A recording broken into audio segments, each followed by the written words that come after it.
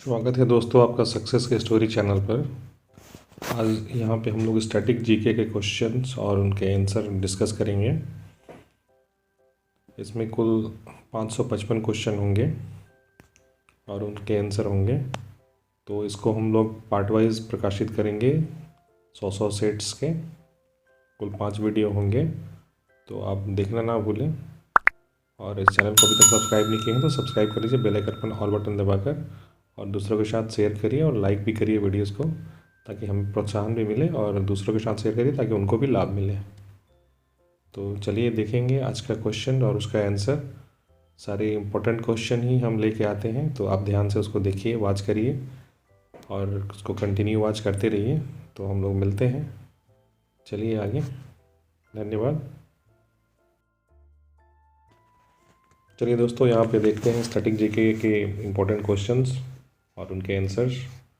सारे important question ही हम लोग यहाँ पर डिस्कस कर रहे हैं, जो कि एग्ज़ाम में बार बार आते हैं। तो आप इनको कंटिन्यू वॉच करिए, अच्छे से वॉच करिए, ध्यान से वॉच करिए और इसको कंटिन्यू देखते रहिए, ताकि ये आपको याद हो जाए और आने वाले एग्ज़ाम्स में आपको इसका हेल्प मिले। तो आप देख सकते हो, जैसे सारे इम्पोर्टेंट क्वेश्चंस ही हैं जीके जीएस के। तो और काफ़ी मज़ेदार ये वीडियो होने वाला है, आपको मज़ा आएगा, अच्छा भी लगेगा। तो हम लोग स्टार्ट करते हैं इसको। क्वेश्चन नंबर 1 से, भारतीय संविधान के अनुच्छेद 72 में किसको क्षमादान शक्ति संबंधी शक्ति प्रदान की गई है? तो यह राष्ट्रपति को की गई है। ये क्वेश्चन हम लोग और भी डिस्कस कर चुके हैं इंडियन पॉलिटी में, बट यहाँ भी है। चलो, भारतीय संविधान के अनुच्छेद 161 में किसको क्षमादान शक्ति प्रदान की गई है? तो यह अनुच्छेद 161 में जो है वो राज्यपाल को क्षमादान की शक्ति प्रदान की गई है। फैक्ट क्या है इसमें देखते हैं। राज्यपाल मृत्युदंड, कोर्ट मार्शल, सैन्य अदालत के तहत सजा प्राप्त व्यक्ति की सजा को माफ़ नहीं कर सकता है। बाकी सजाओं को वो माफ़ कर सकता है या फिर कम कर सकता है। बृहदेश्वर मंदिर कहाँ स्थित है? यह तमिलनाडु के तंजावर में है। इसको तंजौर भी बहुत लोग बोलते हैं। इसका निर्माण जो है वो राजराज प्रथम, यानी जो चोल शासक था, उसने कराया था। देखते हैं नेक्स्ट क्वेश्चन। महाबोधि मंदिर कहाँ स्थित है? तो यह बोध गया बिहार में स्थित है। अगला क्वेश्चन देखते हैं। भगवान बुद्ध को ज्ञान की प्राप्ति कहाँ हुई थी? तो यह बोध गया बिहार में ही हुई थी। शंथारा प्रथा किस धर्म से संबंधित है? इंपॉर्टेंट क्वेश्चन है। यह जैन धर्म से संबंधित है। शंथारा प्रथा यह है कि उपवास से स्वैच्छिक मृत्यु को संथारा कहा जाता है। इसमें व्यक्ति को लगता है कि वह मौत के करीब है, तो वह खुद एक कमरे में बंद होकर खाना पीना त्याग देता है। इंग्लिश चैनल को पार करने वाली एशिया तथा भारत की प्रथम महिला तैराक कौन है? तो वह है आरती शाह, जो 1959 में उसने इंग्लिश चैनल को पार किया था। दोस्तों, ये शंथारा प्रथा जो है इम्पॉर्टेंट है, आप इसको ध्यान से देखिएगा। ये हो सकता है क्वेश्चन एग्जाम्स में आपके आ ही जाए। चलिए देखते हैं नेक्स्ट क्वेश्चन। इंग्लिश चैनल को पार करने वाला प्रथम भारतीय कौन था? यह था मिहिर सेन। अगला क्वेश्चन देखते हैं। पारसी धर्म के संस्थापक कौन थे? ये थे जरथुस्ट्र। अगला क्वेश्चन देखते हैं। किस शहर को अंडों का शहर कहा जाता है? तो यह कहा जाता है नमक्कल, तमिलनाडु को।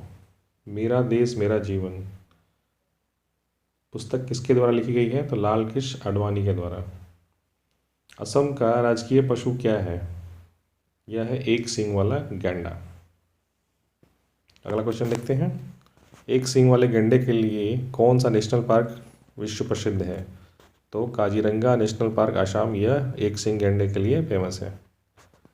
अगला क्वेश्चन। किस देश में पशुओं की संख्या सर्वाधिक है? तो भारत में पशुओं की संख्या सर्वाधिक है। विश्व के कुल पशुओं का 16% यहाँ पे है। सिगरेट लाइटर में निम्न में से कौन सा गैस प्रयुक्त होता है? तो यह ब्यूटेन प्रयुक्त होता है। इंपॉर्टेंट क्वेश्चन है। वन महोत्सव की शुरुआत किसने की थी? तो यह KM मुंशी ने की थी। साइमन कमीशन भारत कब आया? तो 1928 में। साइमन कमीशन को अन्य किस नाम से जाना जाता है? तो व्हाइट मैन कमीशन के नाम से भी इसको जाना जाता है। साइमन कमीशन का उद्देश्य क्या था? भारत की संवैधानिक व्यवस्था में सुधार। अगला क्वेश्चन देखते हैं। मुगल दरबार में आने वाला प्रथम अंग्रेज कौन था? तो यह कैप्टन हॉकिंस था, जो 1609 ईस्वी में आया था। अगला क्वेश्चन देखते हैं। कैप्टन हॉकिंस किसके दरबार में आया था? तो यह जहांगीर के दरबार में आया था कैप्टन हॉकिंस।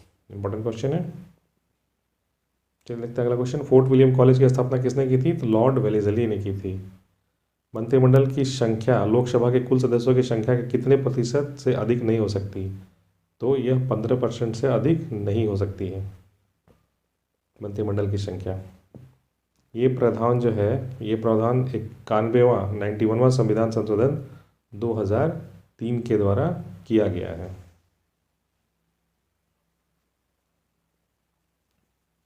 अगला क्वेश्चन देखते हैं। संसद के खर्चे किसके द्वारा नियंत्रित किए जाते हैं? तो यह नियंत्रक और महालेखा परीक्षक यानी CAG द्वारा नियंत्रित किए जाते हैं। केंद्रीय सतर्कता आयोग CVC अपने पद पर बना रह सकता है कब तक? 4 वर्ष अथवा 65 वर्ष, जो भी पहले हो उसके हिसाब से वो उस पर बना रह सकता है। अगला क्वेश्चन देखते हैं।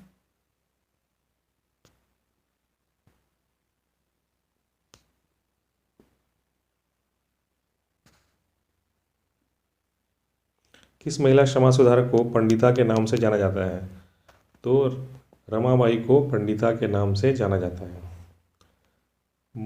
महाराष्ट्र आर्य महिला समाज की स्थापना किसने की थी? तो यह रमाबाई ने की थी 1881 ईस्वी में।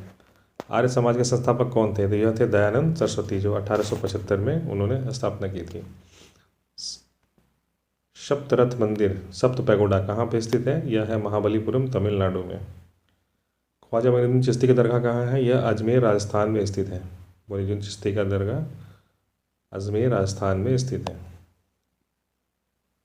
सारे क्वेश्चन इंपॉर्टेंट हैं, आप इनको ध्यान से देखिए, वाच करिए और याद रखिए। देखते हैं अगला क्वेश्चन। दोस्तों सारे इंपॉर्टेंट क्वेश्चंस ही यहाँ पे हैं, मैं आपको बार बार बोल रहा हूँ, आप इनको ध्यान से वाच करिए, देखते रहिए। और अगर आपको कहीं पे कुछ प्रॉब्लम हो कुछ समझने में, तो आप उसको कमेंट करके अपना क्वेरी बता सकते हैं, या फिर किसी क्वेश्चन का आंसर आपको पता है तो वो भी आप कमेंट करके बता सकते हैं। किसी और सब्जेक्ट का आपको और कुछ मटेरियल चाहिए, वो भी आप कमेंट करके बताइए, हम आपको प्रोवाइड करने की कोशिश करेंगे। आशा करते हैं आपको ये वीडियो अच्छा लग रहा होगा, आप इसको कंटिन्यू वॉच करते रहिए, देखते रहिए।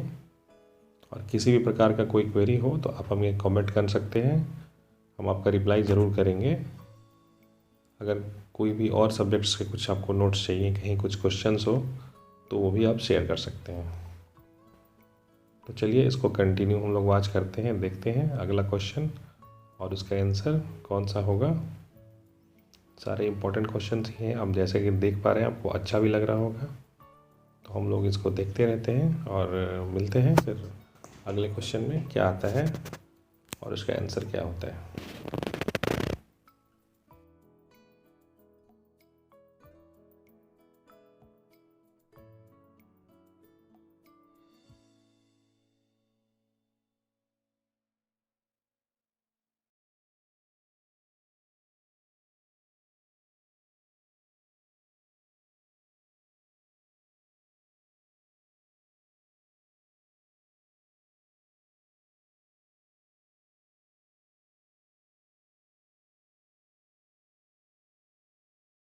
किसी सूफी संत की दरगाह पर अकबर दर्शन हेतु अधिक जाता था, तो वो जाता था मोइनुद्दीन चिश्ती की दरगाह पे।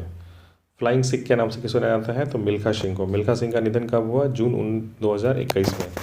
भाग मिल्खा माग फिल्म के निर्देशक कौन थे? राकेश ओम प्रकाश मेहरा। फरहान अख्तर ने मिल्खा सिंह की भूमिका निभाई थी। अगला क्वेश्चन देखते हैं कौन सा है।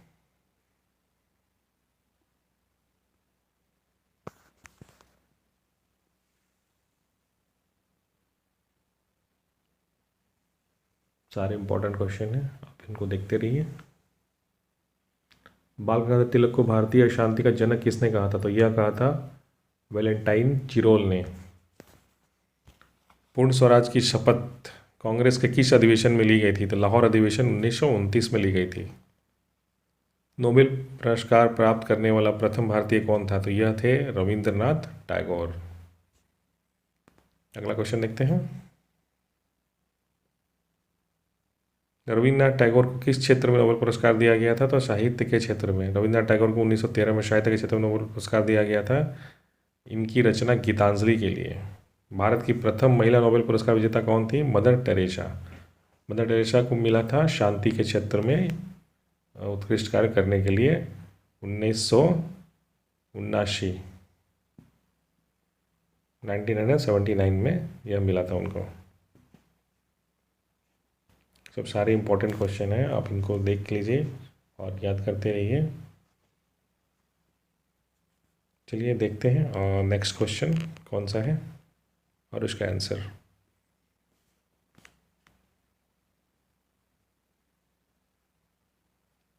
भारत के प्रथम लोकसभा अध्यक्ष कौन थे? ये थे गणेश वासुदेव मावलंकर। लोकसभा की पहली महिला अध्यक्ष कौन थी? यह थी मीरा कुमार। कोई विधेयक धन विधेयक है कि नहीं, इसका निर्णय कौन करता है? यह करता है लोकसभा का अध्यक्ष। अगला क्वेश्चन देखते हैं। संसद के दोनों सदनों की संयुक्त बैठक की अध्यक्षता कौन करता है? तो जैसा कि हम लोग पहले देख चुके हैं, पढ़ चुके हैं, ये लोकसभा अध्यक्ष ही करता है। संसद के दोनों सदनों की संयुक्त बैठक कौन बुलाता है? यह बुलाता है राष्ट्रपति अध्यक्षता, लेकिन वो लोकसभा अध्यक्ष ही करता है। अनुच्छेद 108 के तहत संसद की संयुक्त बैठक राष्ट्रपति बुलाता है और संयुक्त बैठक की अध्यक्षता लोकसभा अध्यक्ष ही करता है। संस्कृत साहित्य का महान उपन्यास कादम्बरी के रचयिता कौन है? यह है बाण भट्ट। 1984 में अमृतसर के सिख मंदिर से सिख अल्वादेरों को हटाने के लिए कौन सा ऑपरेशन चलाया गया था? तो यह चलाया गया था ऑपरेशन ब्लू स्टार। ये इंदिरा गांधी उस समय प्रधानमंत्री थी, तो उन्होंने ही इसको चलाया था। देखते हैं नेक्स्ट क्वेश्चन कौन सा है। 1998 में कारगिल युद्ध सेक्टर से घुसपैठियों को हटाने के लिए कौन सा ऑपरेशन चलाया गया था? तो यह था ऑपरेशन विजय। चीन और भारत के मध्य स्थित अंतर्राष्ट्रीय सीमा रेखा को किस नाम से जाना जाता है? तो यह है मैकमोहन रेखा। भारत और चीन के मध्य मैकमोहन रेखा कब निर्धारित की गई थी? यह की गई थी 1914 ईस्वी में। अगला क्वेश्चन देखते हैं। मैकमोहन रेखा की कुल लंबाई कितनी है? यह है 890 किलोमीटर। इंपॉर्टेंट क्वेश्चन है। देखते हैं अगला क्वेश्चन। वास्तविक नियंत्रण रेखा line of actual control LAC किस देशों के बीच में है? किन किन देशों के बीच? तो यह भारत और चीन के बीच में है। भारत द्वारा कब वास्तविक नियंत्रण रेखा LAC को स्वीकार किया गया? यह 1993 में स्वीकार किया गया। चीन की भारत से कितनी सीमा लगती है? यह लगती है 3488 किलोमीटर। भारत में कितने राज्य और केंद्र शासित प्रदेश चीन की सीमा बनाते हैं? यह 4 राज्य और एक केंद्र शासित प्रदेश है जो चीन की सीमा को बनाते हैं या उनसे सटा हुआ है। चलिए देखते हैं नेक्स्ट क्वेश्चन। ये जो राज्य हैं वो राज्य हम लोग डिस्कस कर रहे हैं। हिमाचल प्रदेश, उत्तराखंड, सिक्किम, अरुणाचल प्रदेश। केंद्र शासित प्रदेश में जो है वो लद्दाख है। तो 3 राज्य हो गया और एक केंद्र शासित प्रदेश हो गया लद्दाख। कौन सी पर्वत श्रेणी भारत उपमहाद्वीप और चीन के मध्य जल विभाजक बनाती है? तो यह है काराकोरम पर्वत श्रेणी। अगला क्वेश्चन देखते हैं। भारत कितने देशों के साथ स्थलीय सीमा साझा करता है? 7 देशों के साथ करता है। बांग्लादेश, चीन, नेपाल, भूटान, अफगानिस्तान, पाकिस्तान और म्यांमार स्थलीय सीमा साझा करता है इन 7 देशों के साथ। चलिए देखते हैं अगला क्वेश्चन। नेपाल भारत के सीमा के साथ भारत में कितने राज्य लगते हैं? तो ये लगते हैं 5 राज्य। उत्तराखंड, उत्तर प्रदेश, बिहार, पश्चिम बंगाल, सिक्किम। नेपाल के साथ भारत की कितनी सीमा लगती है? तो यह 1751 किलोमीटर की सीमा लगती है। भारत का कौन सा राज्य नेपाल से सर्वाधिक सीमा बनाता है? तो यह है बिहार राज्य, जो कि 726 किलोमीटर लंबा सीमा बनाता है नेपाल के साथ। अगला क्वेश्चन देखते हैं।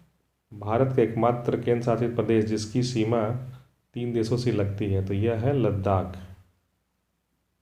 1 पाकिस्तान, 2 चीन और 3 अफगानिस्तान के साथ लगती है। वर्मा यानी म्यांमार देश भारत से कितनी सीमा साझा करता है? तो यह 1643 किलोमीटर की सीमा साझा करता है। म्यांमार देश से भारत में कितने राज्य सटे हैं? तो यह है 4 राज्य, अरुणाचल प्रदेश, नागालैंड, मिजोरम और मणिपुर। कौन सा नदी भारत और म्यांमार के बीच सीमा बनाता है? तो यह है काला दान नदी। म्यांमार को भारत से कब अलग किया गया? तो यह 1937 ईस्वी में किया गया। भारत और म्यांमार के बीच सीमा का निर्धारण कौन सी पर्वत श्रेणी करती है? तो खासी, पोटकोई और आराकोनयुमा पर्वत श्रेणियाँ करती हैं। किस देश के साथ भारत सबसे कम स्थलीय अंतर्राष्ट्रीय सीमा साझा करता है? तो यह है अफगानिस्तान। अगला क्वेश्चन देखते हैं कौन सा है। अफगानिस्तान देश की भारत से सीमा जो लगती है वो कितनी है? वो है 106 किलोमीटर। भारत किस केंद्र शासित प्रदेश की सीमा अफगानिस्तान से लगती है? वह है लद्दाख। भारत और अफगानिस्तान के मध्य सीमा रेखा को किस नाम से जाना जाता है? तो यह है डुरंड रेखा। इंपॉर्टेंट क्वेश्चन है, काफ़ी एग्जाम्स में आए हैं। डुरंड रेखा कब निर्धारित की गई थी? तो यह 1896 ईस्वी में सर डुरंड के द्वारा स्थापित की गई थी। क्वेश्चन और उसका आंसर कौन सा है? भारत का कौन सा राज्य 3 तरफ से बांग्लादेश से घिरा है? तो यह है त्रिपुरा राज्य। 856 किलोमीटर की सीमा है जो बांग्लादेश के साथ मिली है। त्रिपुरा बांग्लादेश के बीच लगने वाली सीमा को क्या कहते हैं? यह है शून्य सीमा, जीरो लाइन। भारत और नेपाल के मध्य कौन सी नदी सीमा बनाती है? तो यह है काली नदी, भारत और नेपाल के बीच। भारत और भूटान के मध्य अंतर्राष्ट्रीय सीमा की लंबाई कितनी है? तो यह 699 किलोमीटर है। अगला क्वेश्चन देखते हैं।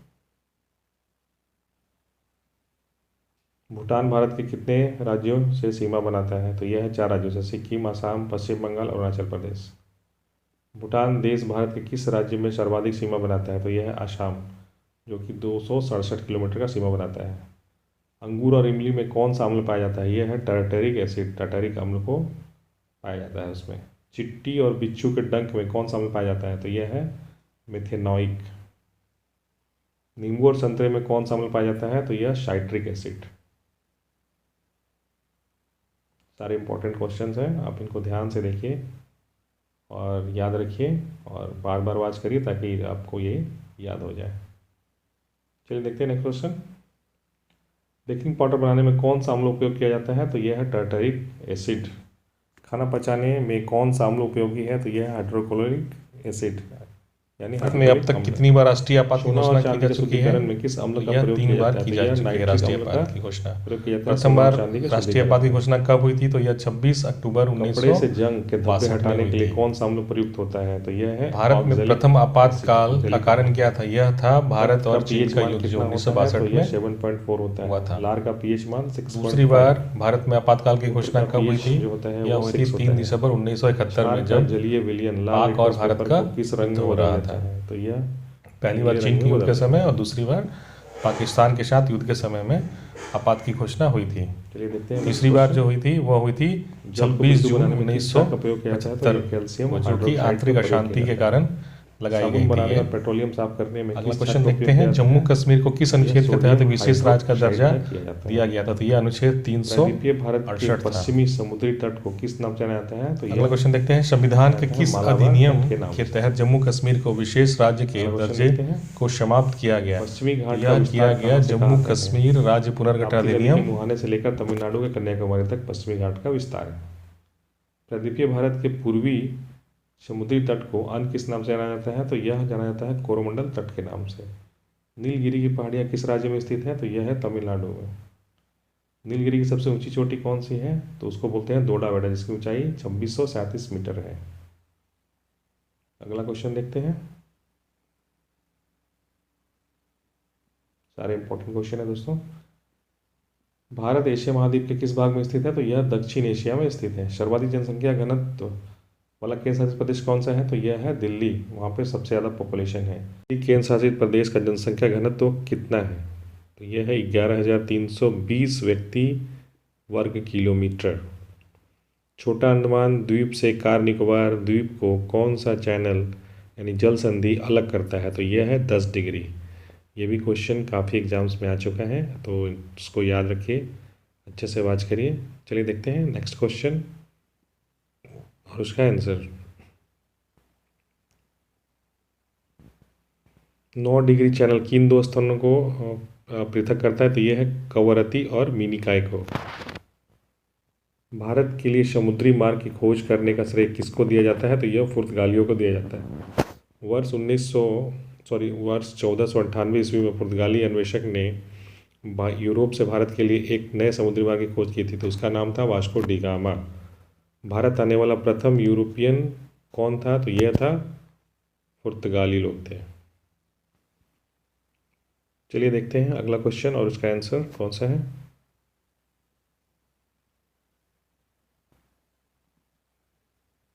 वास्को डी गामा पहली बार भारत कब और किस स्थान पर पहुंचा था? तो यह पहुंचा था केरल के कालीकट बंदरगाह में 17 मई 1498 ईस्वी में।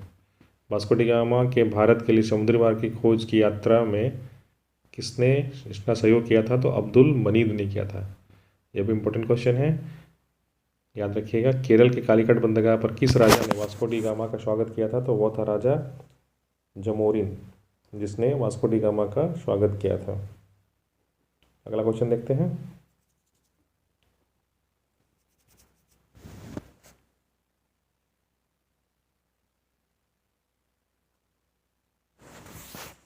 सारे इंपॉर्टेंट क्वेश्चन है। आप आशा करते हैं कि आपको ये सारे क्वेश्चन नया ही लग रहा होगा, क्योंकि कंटेंट बहुत कम जगह पे मिलता है। किसी यूरोपियन समुदाय ने भारत के साथ प्रथम व्यापारिक संबंध स्थापित किए थे? तो ये थे पुर्तगाली। भारत में प्रथम पुर्तगाली गवर्नर बनकर कौन आया था? तो यह था फ्रांसिस्को डी अल्मेरा। 1505 ईस्वी से लेकर 1509 ईस्वी तक था। किस पुर्तगाली गवर्नर ने नीला जल योजना ब्लू वाटर पॉलिसी की शुरुआत की थी? तो यह था फ्रांसिस्को डी अल्मेरा।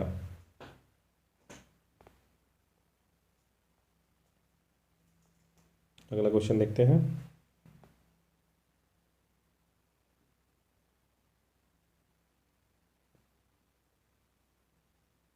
भारत में पहले पुर्तगाली गवर्नर द्वारा किसे किले दुर्ग का निर्माण कराया गया था? तो यह सेंट एंजेलो कोट कोचीन में कराया गया था। भारत में पुर्तगाली सत्ता की वास्तविक नींव रखने वाला महानतम पुर्तगाली गवर्नर कौन था? तो यह था फ्रांसिस्को डी अल्बुकर्क। अगला क्वेश्चन है, अल्फांसो डी अल्बुकर्क कब से कब तक भारत में पुर्तगाली गवर्नर जनरल बनकर रहा? तो ये 1509 से लेके 1515 तक में ये रहा था।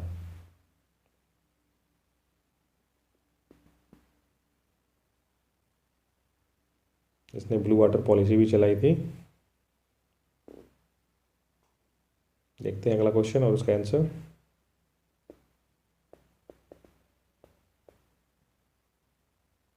किस पुर्तगाली गवर्नर ने बीजापुर के यूसुफ आदिल शाह से गोवा को जीता था? अल्फांसो डी अल्बुकर्क 1510 में। हिंदू महिलाओं से विवाह की नीति किस पुर्तगाली गवर्नर जनरल ने अपनाई थी? यह था अल्फांसो डी अल्बुकर्क। अगला क्वेश्चन देखते हैं, गुजरात का शासक बहादुर शाह किसके साथ संघर्ष करते हुए मारा गया? तो वह पुर्तगालियों के साथ संघर्ष करते हुए मारा गया। अगला क्वेश्चन देखते हैं, भारत में सबसे पहले आने वाले और सबसे बाद में जाने वाले यूरोपियन कौन थे? तो यह थे पुर्तगाली। सबसे पहले आए थे और सबसे बाद में गए। सर्वप्रथम किस वस्तु ने यूरोपियों को भारत में कारोबार के लिए प्रोत्साहित किया? तो यह मसालों के व्यापार में ये लोग ज़्यादा इंटरेस्टेड थे, इन्वॉल्व थे, तो इसी ने मसालों के व्यापार ने इनको प्रोत्साहित किया था। पुर्तगाली ईस्ट इंडिया कंपनी की स्थापना भारत में कब की गई थी? तो 1498 ईस्वी में की गई थी। अगला क्वेश्चन देखते हैं, भारत में तंबाकू की खेती, जहाज निर्माण, प्रिंटिंग प्रेस का सूत्रपात किस यूरोपियन शक्ति का आगमन से हुआ? तो यह पुर्तगालियों के आगमन से ही हुआ था। अगला क्वेश्चन देखते हैं, पुर्तगालियों का भारत में गोवा, दमन और द्वीप पर कब्जा कब तक रहा? तो ये सन 1961 तक रहा था। उसके बाद यहाँ पे जो है इंडियन गवर्नमेंट का कब्जा हुआ। किस आंदोलन ने गोवा में पुर्तगाली राज्य को समाप्त करने में महत्वपूर्ण भूमिका निभाई थी? तो यह था गोवा मुक्ति आंदोलन, जो वहाँ पे चलाया गया था गोवा को आज़ाद करने के लिए। स्वयं को सागर का स्वामी कौन कहते थे? तो यह कहते थे पुर्तगाली। वो अपने आप को सागर का स्वामी कहते थे। सारे इंपॉर्टेंट क्वेश्चन हैं, आप इनको ध्यान से देखिए और दूसरों के साथ भी इस वीडियो को शेयर करिए ताकि उनको भी लाभ मिले। चलिए देखते हैं दूसरा क्वेश्चन कौन सा है और उसका आंसर क्या है। श्रीलंका में डच और पुर्तगाली उपनिवेशवादों के वंशजों को क्या कहा जाता था? उनको कहते थे बुर्देयर। किस युद्ध में मिस्र, तुर्की और गुजरात की संयुक्त सेना को फ्रांसिस्को डी अल्मेडा को 1508 में पराजित किया था? तो यह चोल का युद्ध था जिसमें वो पराजित हुआ था। बंगाल के किस स्थान पर पुर्तगालियों ने अपना कारखाना स्थापित किया था? तो यह उसने किया था हुगली में। अगला क्वेश्चन देखते हैं, सर्वप्रथम 1530 में गोवा को अपनी राजधानी बनाने वाला पहला पुर्तगाली गवर्नर जनरल कौन था? तो निन्नो डी कुन्ना। ये इंपॉर्टेंट क्वेश्चन है, काफ़ी एग्जाम्स में आ चुका है। भारत में गौधिक स्थापत्य कला की शुरुआत किसने की थी? तो यह किया था पुर्तगालियों ने। पुर्तगालियों ने हिंद महासागर पर नियंत्रण करके वहाँ पर कौन सा कर लगाया था? तो यह लगाया था कार्तेन कर। अगला क्वेश्चन देखते हैं। अंग्रेजों को पुर्तगालियों ने ब्रिटेन के राजा चार्ल्स द्वितीय का पुर्तगाली राजकुमारी कैथरीन से विवाह के अवसर पर कौन सा क्षेत्र दहेज के रूप में दिया था? तो वह दिया था बम्बई। अभी मुंबई के नाम से जाना जाता है, उस समय उसका नाम बम्बई था। पुर्तगालियों के बाद कौन यूरोपीय भारत के व्यापार करने के उद्देश्य से आए थे? तो यह आए थे डच। पुर्तगालियों के बाद कौन सा पहला डच यात्री भारत के पूर्व में सुमात्रा पहुंचा था? तो यह था कार्नेलियन हाउटमैन, जो 1556 ईस्वी में वो सुमात्रा पहुंचा था। अगला क्वेश्चन देखते हैं कौन सा है। सारे इंपॉर्टेंट क्वेश्चन हम लोग यहाँ डिस्कस कर रहे हैं, उसको ध्यान से देखते रहिए।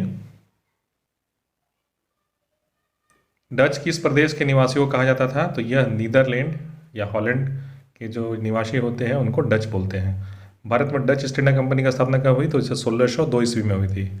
डचों ने भारत में पहली व्यापारिक फैक्ट्री कहाँ और कब स्थापित की थी? तो यह मछलीपट्टनम में, या मछलीपट्टनम भी बोलते हैं, 1605 ईस्वी में। डचों ने गोवा पर कब अधिकार स्थापित किया था? तो 1639 ईस्वी में। चलिए देखते हैं अगला क्वेश्चन। डचों ने बंगाल में किस स्थान पर अपना कारखाना स्थापित किया था? तो यह चिंसुरा में किया था। किस युद्ध में पराजित होने के बाद भारत से डच का अंतिम रूप से पतन हुआ? तो यह था बेदरा का युद्ध। अगला क्वेश्चन देखते हैं। बेदरा का युद्ध कब और किसके मध्य हुआ था? तो यह अंग्रेजों और डचों के मध्य 1759 ईस्वी में हुआ था। अगला क्वेश्चन देखते हैं। मुगल दरबार में जाने वाले प्रथम अंग्रेज कौन था? तो यह था कैप्टन विलियम हॉकिंस। मुगल शासक जहांगीर के दरबार में जाने वाला प्रथम अंग्रेज कौन था? तो कैप्टन विलियम हॉकिंस था, जो 1609 ईस्वी में गया था। ब्रिटिश ईस्ट इंडिया कंपनी की स्थापना कब की गई थी? तो यह की गई थी 1600 ईस्वी में। अगला क्वेश्चन देखते हैं। भारत का बादशाह उस समय कौन था जब ब्रिटेन में ईस्ट इंडिया कंपनी की स्थापना हुई थी? तो उस समय भारत का जो बादशाह था वो था अकबर। अगला क्वेश्चन देखते हैं कौन सा है। चलिए देखते हैं अगला क्वेश्चन। सारे इंपॉर्टेंट क्वेश्चन हम लोग डिस्कस कर रहे हैं। इंग्लैंड की रानी एलिजाबेथ प्रथम ने ईस्ट इंडिया कंपनी को कब अधिकार पत्र प्रदान किया था? तो 31 दिसंबर 1600 ईस्वी में किया था। भारत आने वाला पहला अंग्रेजी जहाज कौन सा था? रेड ड्रैगन नाम था जो पहला जहाज आया था। अंग्रेजों ने सबसे पहले भारत के किस राज्य को फोर्ट सेंट जॉर्ज नामक किले का निर्माण कराया था? तो यह भारत के तमिलनाडु राज्य में कराया था। फोर्ट सेंट जॉर्ज नामक जो किला था उसका। किस मुगल शासक ने 1613 ईस्वी में एक फरमान जारी कर अंग्रेजों को सूरत में व्यापारी फैक्ट्री खोलने की इजाज़त दी थी? तो यह जहांगीर ने दिया था इजाज़त फैक्ट्री खोलने की। ब्रिटिश इंडिया कंपनी ने मद्रास को पट्टे पर किस वर्ष प्राप्त किया था? तो 1639 ईस्वी में प्राप्त किया था। वर्ष 2008 में वित्तीय क्षेत्र में सुधार हेतु जिस समिति का गठन किया गया उसके अध्यक्ष कौन थे? तो ये थे रघुराम राजन। अगला क्वेश्चन देखते हैं। वाणिज्य बैंक किस सूची के अंतर्गत आते हैं? तो ये आते हैं संघ सूची के अंतर्गत। विश्व का प्रथम केंद्रीय बैंक कौन सा था? तो यह था स्वेरिजेस रिक्स बैंक, स्वीडन, जिसकी स्थापना हुई थी 1668 ईस्वी में। विश्व का प्रथम केंद्रीय बैंक था स्वेरिजेस रिक्स बैंक। तो दोस्तों मिलते हैं नेक्स्ट वीडियो में अगले 100 क्वेश्चंस के साथ और उनके आंसर के साथ। तब तक आप इस चैनल को अगर अभी तक सब्सक्राइब नहीं किए हैं तो सब्सक्राइब कर लीजिए, लाइक करिए और दूसरों के साथ शेयर करिए ताकि उनको भी इसका लाभ मिल सके। मिलते हैं साथियों। जय हिंद, जय भारत।